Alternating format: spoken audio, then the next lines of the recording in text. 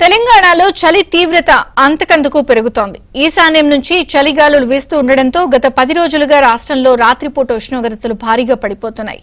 హైదరాబాద్, ఆదిలాబాద్ సహా పలు జిల్లాల్లో సింగిల్ డిజిట్ ఉష్ణోగ్రతలు నమోదయ్యాయి.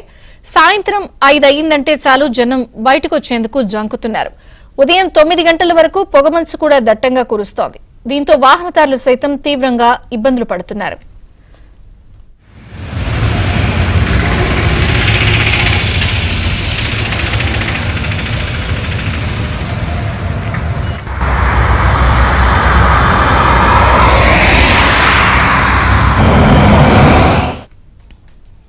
ఇక గ్రేటర్ హైదరాబాద్ లో చలి పంజా విసురుతోంది. దీంతో మహానగరంలోని రోడ్లు కూడా నిర్మానుష్యంగా కనిపిస్తున్నాయి.